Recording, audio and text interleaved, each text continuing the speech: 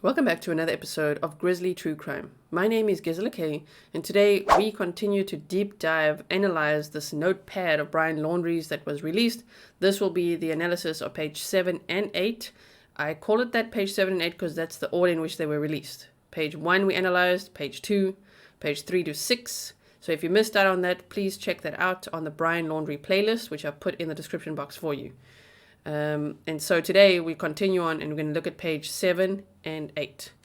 Okay, so let's dive right in, and then afterwards I will also be sharing the handwriting analysis with you that one of the Grizzlies, Sarah Adams, who's done extensive courses and got over 100 hours of handwriting analysis, she's done that with 4 women taught her, and they work for the CIA and the FBI and things like that. So I love the analysis and I can't wait to read it to you. So stay tuned for that.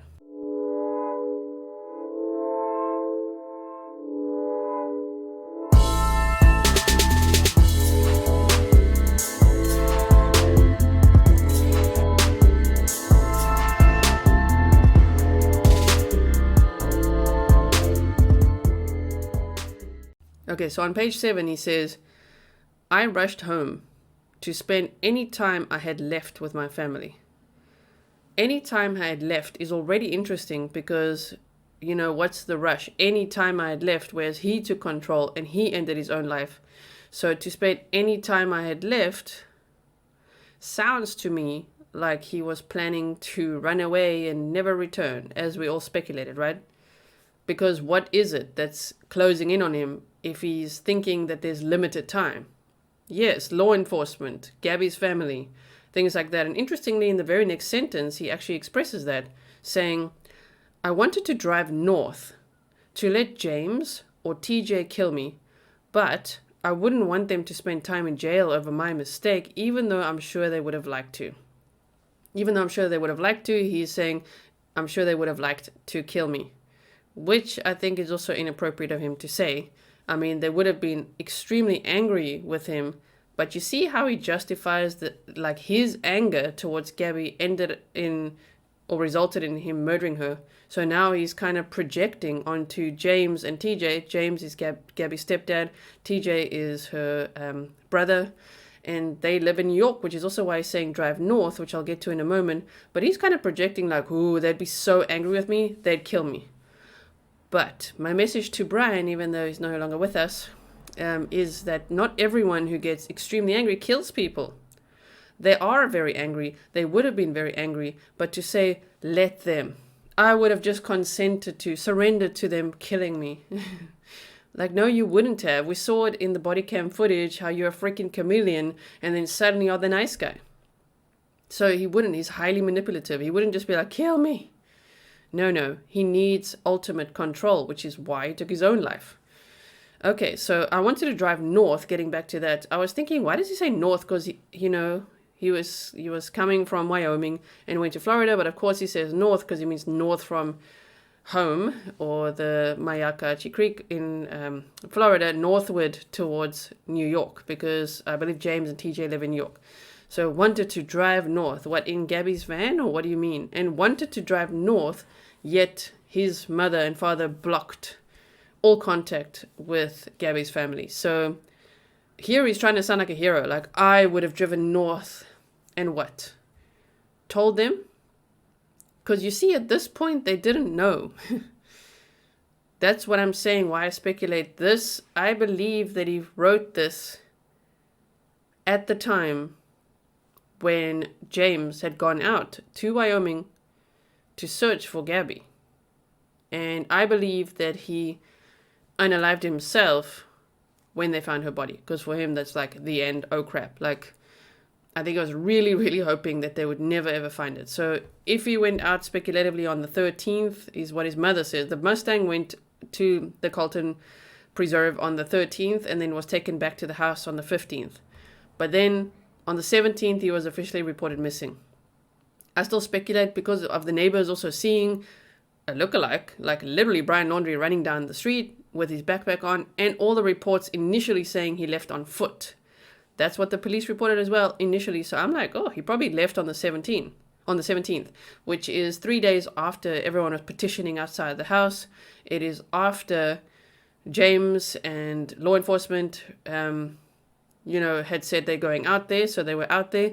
And it's on the day when Red, White, and Bethune released their footage of Gabby's van. So I feel like he ran out there on the 17th. He wrote this note sometime over the weekend, and I believe that when they found her body, he unalived himself, because that's just like, he can't even cope with that. Needs control, can't face the consequences, right?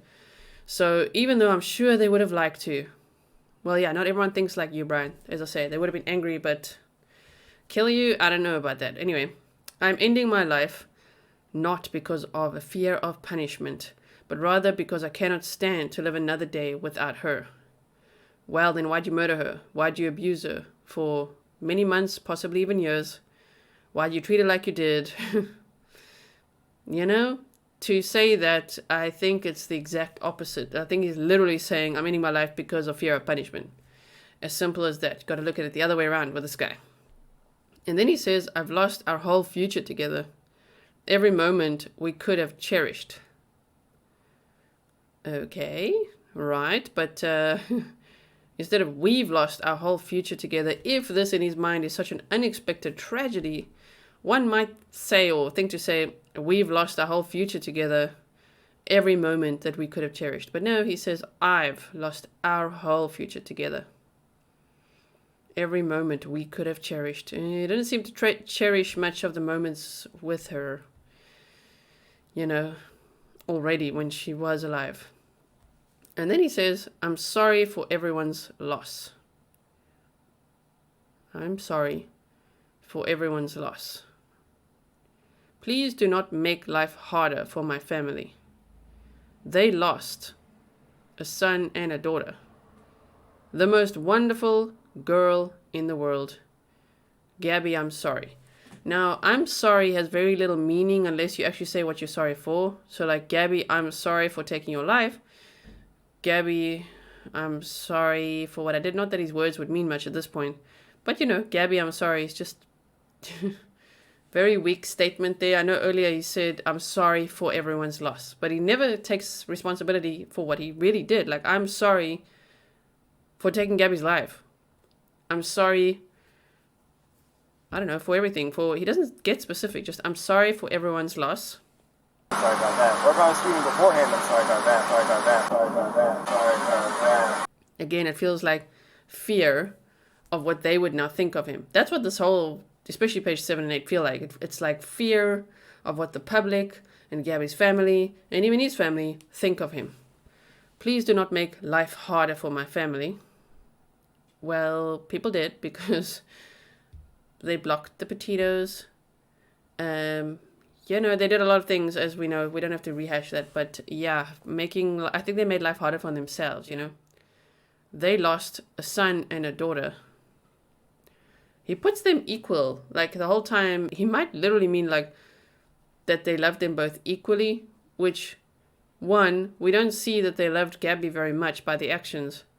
Which, two, could also seem like maybe he feels like, they love him the same amount, which might not be all that much, but yet, his mom, I do believe his parents do. I think if I just were to speculate for a second, I think his dad would have been devastated by this news, really pissed off by this news, of what he did, and just like, why? Like, why did you have to do this? Why do you do this? You know what I mean? So, I don't know. I'm not sure. I can't see any really emotion from the dad or not, but his mom definitely loved him. She would do anything for him, as we saw. Like, literally burn after reading. She would help her baby boy out no matter what.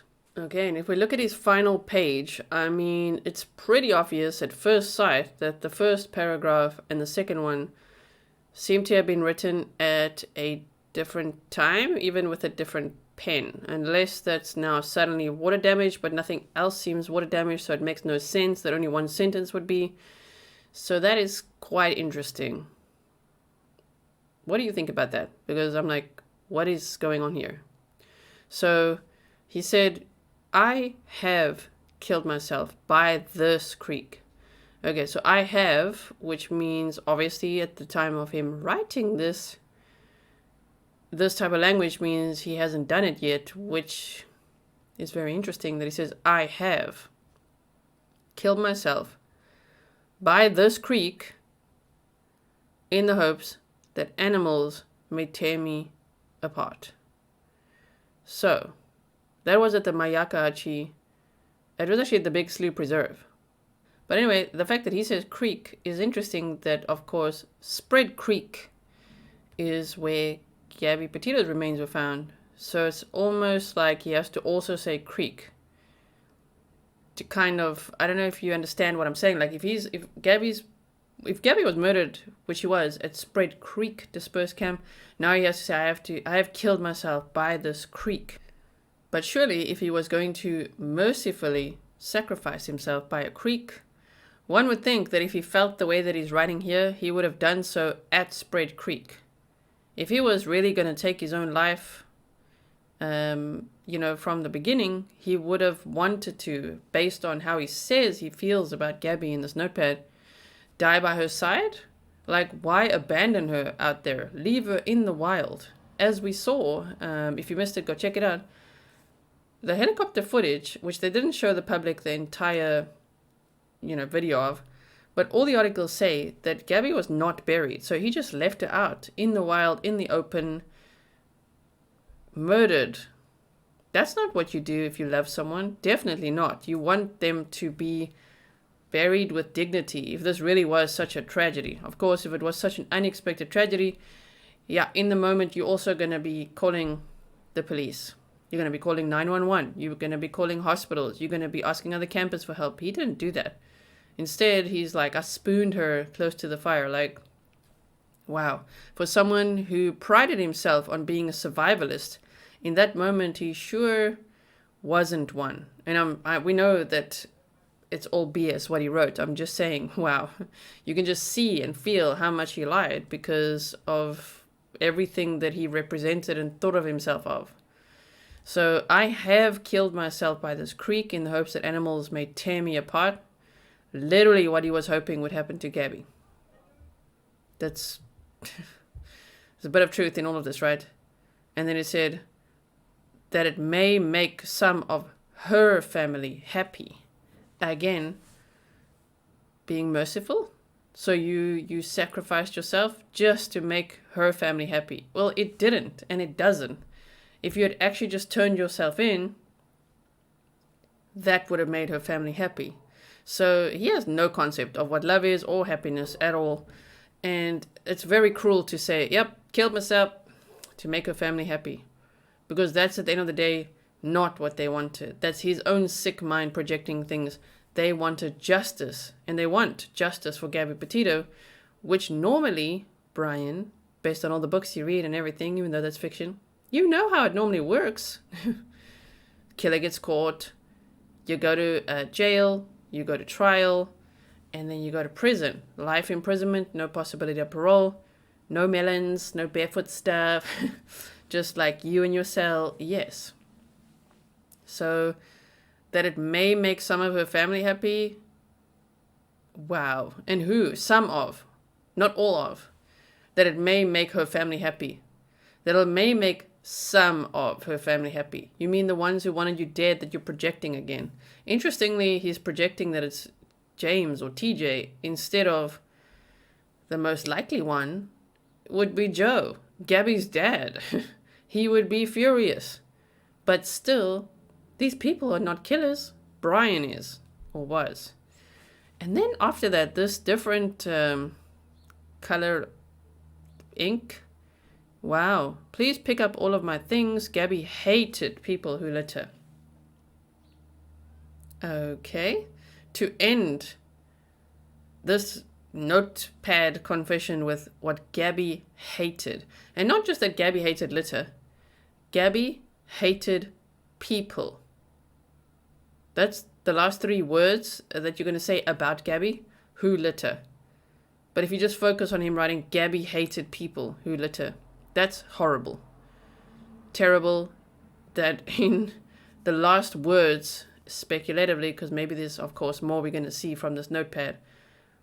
But you're literally going to write, Gabby hated people who litter. No, that's you, bro. Based on everything you posted on social media. Can you imagine what he didn't post on social media? You know what I mean? Like how his mind actually works. We saw a lot already from what he posted on social media, but definitely he hated people who littered. In fact, he seemed to hate the human race in general. Think about his last Instagram post. We can have a look at it now. This was Brian Laundrie's last Instagram post, where he said, "Humans are primates, great apes in fact, but I don't know all how great we are as a species. Chimpanzees share 98.8% of their DNA," so there is a spelling mistake already there. So he did make spelling mistakes even with autospell. But anyway, their DNA with humans, our closest living relative. But as I see it, every living creature is in some way our relative, even trees. Only 800 million years ago, animal cells started appearing on the earth, comprised of mainly the same parts and following the same functions as plant cells, requiring oxygen, solar energy, minerals, nutrients, and water. This tree, this Juniperus osteosperma, was surviving in only inches of soil in an area of extreme heat and drought. And then, sorry that it's cut off here in the picture I took, but he said after that, "I think our culture, our society, has put itself above all living creatures, creating needs purely to support destructive economic practices." And then he said, "This tree doesn't require an Apple Watch. It doesn't stream its favorite shows or have a microwave oven, pay health insurance, or drink grande iced or grand iced caramel macchiatos. It's just a tree, but you rarely see geese riding jet skis or wearing designer clothing either. I think if we all want breathable air and drinkable water, we all need to learn how to live with less." But you want to convince us that Gabby hated people who litter. I'm pretty sure Gabby hated litter. She loved nature, right? She was an absolute avid hiker, nature lover, clean earth and all that, van life, everything. So of course, but not hated people who litter. I think that's Brian, literally. I also want to remind you what was posted, when the notepad or notebook was eventually found.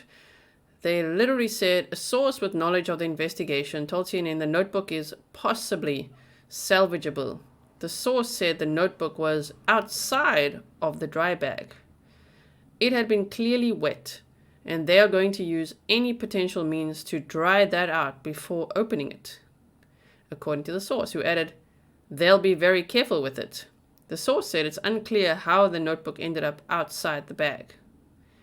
Okay, when Taylor was asked about whether a weapon was found, he said he could not comment. When asked if there's an ongoing search for the murderer of Gabby Petito, he responded, "That is certainly not in the Northport Police Department's purview." During a search with police, Chris Laundrie was the first to spot an item belonging to his son, according to Taylor. Very interesting. These areas are very, very difficult conditions. You're searching in areas that you just can't walk up and look.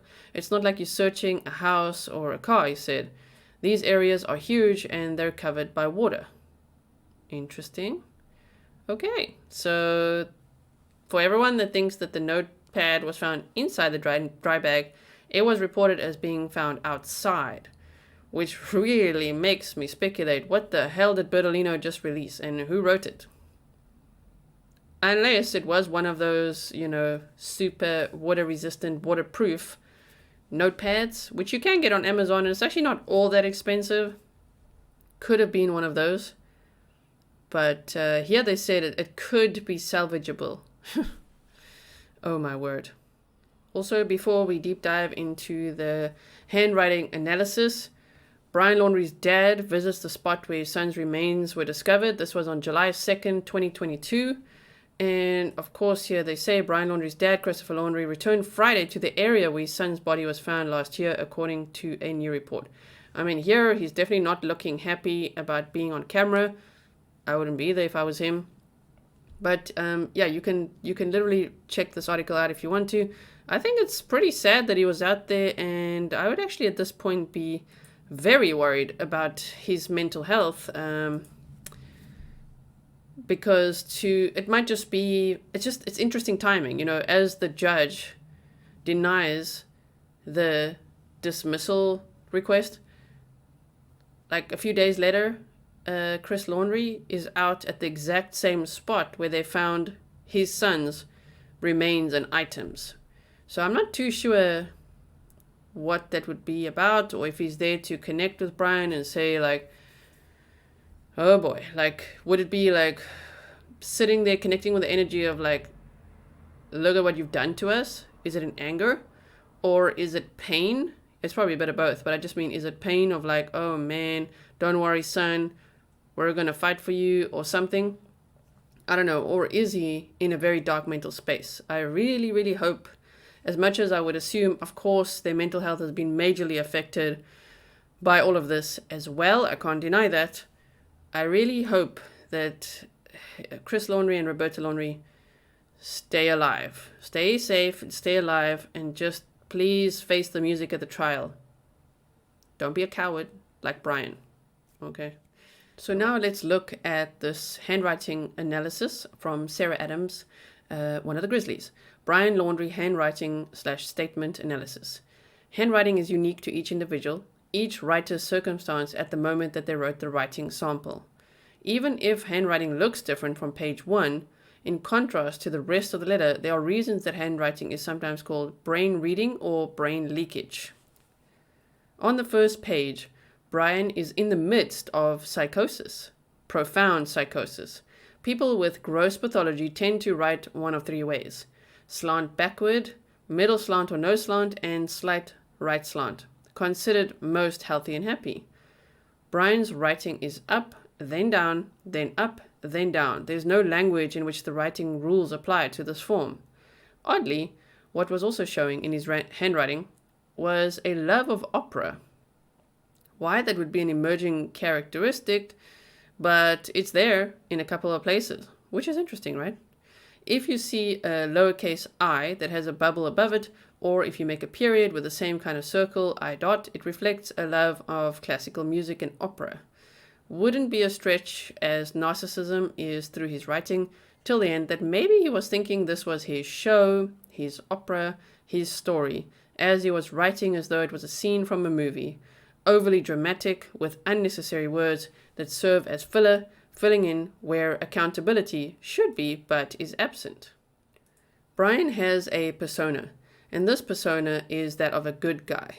Nothing can conflict with this narrative, or else he feels rage, anger, adrenaline, and can be very manipulative. Brian was very good at playing the role of fake good guy. We saw that in that Moab body cam footage. Bold and or heavy letters, when you can tell the writer's pressing harder, reflects aggression and intense delusions of grandeur. His handwriting reflects the stereotypical mama's boy. If there's anyone he consistently trusted, it was his mother. Interestingly, as it seems, they were communicating someone by letters, or somewhat by letters. Brian was supposed to burn after reading. Brian's handwriting additionally reflects unresolved issues with father associated with anger. When a writer is writing a letter, it can be looked at as following into one of 2 categories. 1, intended target, and 2, unintended target. 1, the first means simply to whom is the letter addressed. In this case, it was addressed to Gabby. But why would you write a letter to a dead person, right? This shows signs of manipulation consistently throughout his writing. I also want to point out at this point, isn't it weird that Brian Laundrie didn't sign off that notepad? He didn't say like, goodbye everyone from Brian. He didn't sign it off, which to me, I still wonder who wrote it, because I would think that Brian, the way he was, would finish off the letter. At least sign it, write it, do something, put his mark on it, put his name on it, if he wrote the whole damn thing. Or why wouldn't he? Why didn't he write it? His name. Why not? I don't understand that part, right? Where's his name? Where did he sign off? Or are there more pages where it shows that he did? I would love to see that. Oh my word. 2, unintended target is a letter written with knowledge others will likely read it. That's what we saw, right? I would submit to you the real audience is the world, as he would have been aware of social media and its presence. There's more paranoia and fear reflected in his writing as well. And if this was his unalive oneself note, we would expect to see that under the circumstances. Pronouns. Not only does Brian change tenses and unintended targets with several different shifts in thought, TO, throughout the letter, interestingly, Brian uses many different pronouns, which is odd and indicative of lying or deceit in the course of this letter, right? He also uses the pronouns we, you, I, them, they, and our, to name a few. Constantly switching his audience is a strong indicator of lying and manipulation. He says, I'm sorry to his parents, but people who take accountability finish their sentence with what they're sorry for. Exactly. That's part of the reason we apologize, to take accountability. He is distancing himself here, likely because of true guilt he feels towards his mother. Mother thinks of him as the favorite child, the golden child. Hard for narcissistic parents of either gender to not subject Brian to any criticism. In his parents' eyes, he could do no wrong and did no wrong. There are signs that this note was premeditated in nature, telling the story earlier in the journey. If it was found in the van, as I understand it, it could be a practice note that he jotted down possibly right after he murdered her. This would explain the entire first page reflecting so much psychosis. Maybe he did. Maybe he was literally sitting at home writing it before he left. Brian uses word tragedy, which he spelt wrong. Lol. This means, according to dictionary, something that befalls upon us, unintentional fate. This is softening language. His language minimizes what the act of murder is. Murder is a much more aggressive word than tragedy, much more accountable wording as well. He engages in narrative doping. It's pretty self-explanatory. He's trying to be in control of his play, his story, his narrative, the way he wants himself represented despite his behavior. When a letter jumps around in time, this is indicative of not telling the truth. He has a real need, so says his handwriting, to be a hero, the hero, or even Gabby's hero. When he remarks, she was so thin, this is actually a passive-aggressive statement with a subtle blame shift. Blaming her for being thin, weak, fragile, almost blaming Gabby for being weak, thin, frail, implying maybe in his story that if she were heavier, somehow her outcome would have been better in terms of her chance of surviving. Also, that I'm sorry that I didn't correct any of these little typos and things, but I really appreciate the content so much, so I'm not really focused on that. Focus on the content, okay? The cycle he refers to is his own cycle, their cycle of aggression, of love, and contrasting hate. DV's cycle is the inference. Again, in handwriting, it's reflected his need to be a hero, matches his good guy persona. The only letter in the entire note that he capitalized was the letter I. I is taller than all of his other letters. This reflects his ego, his need for constant attention, jealousy, and sheer narcissism. He's trying to write himself in as a victim, somehow, in Gabby's murder. I ended her life is softening language. Understatement. Sounds a lot better than I hit her over the head with a rock and bashed her face in and throttled her to death. He wants everyone to think of him as a good guy and that he did what anyone with mercy would do, justifying murder. It's a common myth that narcissists don't take their own lives. If they are feeling a complete loss of control, to avoid prison is the reason that they do it. That way they escape what they fear most at their core. Humiliation avoidant, judgment avoidant. Being right or convincing others he's right is very important to him. He did not kill himself because he couldn't live. Well, he did not kill himself because he couldn't live without Gabby. Had nothing to do with Gabby. It's about his loss of control. So he says he's not going to take his own life because of fear of punishment, but because he cannot live without Gabby. So yeah, that's debunked right here, right? He couldn't live without Gabby. Had nothing to do with Gabby. It's about his loss of control that ended in a violent murder. He doesn't take accountability in the sense that he robbed Gabby's family of answers and was in control and a narcissist till the end. The last line is the narcissist icing on the count, or on the cake, I would suppose. The latter part of the letter is what's caused narcissistic collapse. He gets consumed with his good guy persona, narcissism, his hatred, contempt, and jealousy toward Gabby. Okay, and finally, to wrap up this notepad series, although if there's more pages that come out, of course I'll be analyzing those. If we ever see Roberta Laundrie's letter, of course I'll be analyzing those. Just one more time go over the text messages that were sent from Gabby's phone to her family Literally, Petito's mother received an odd text on August 27th, on the day that Gabby was murdered, that read, "Can you help Stan? I just keep getting his voicemails and missed calls." I would love to know what time that was sent. The Mary Pigless Tex-Mex fight was around 1 p.m. according to witnesses. So I wonder what time that was sent. And I do wonder if the "Can you help Stan" send the authorities now, if that's something that was like code words that maybe Gabby knew or something like that. Or, as Linda from It's a Crime speculated, is this Brian trying to be very, very clever using an Eminem type lyric reference? Was he doing that? Or, what was this text all about? And I still wonder, well, did the grandfather call a lot? Did Gabby maybe send her grandfather a text and like, "Please help me" or something? And then maybe the grandfather was actually calling. So getting voicemails and missed calls. I mean, whoa, I wish someone would interview the grandfather. Like literally ask Stan, "So did you call?" Because, details like that at this point should really be cleared up, right? They don't owe us answers, but it just would make sense to ask the grandfather, "Did you actually call Gabby's phone?" So that we can all know, well, what was actually happening here? What time was it sent? Did Gabby send this as like, "Send the authorities now," STAN, Stan? Or did Brian send this after murdering Gabby? And it's interesting that that happened on August 27th. And remember that if we also look at this final text was sent, Gabby Petito's mother says her last text said there was no service in Yosemite, but she doesn't believe it was from her daughter. And of course, now we know it wasn't. Brian was not only texting between his phone and Gabby's phone, but also actually so cruelly texting her family.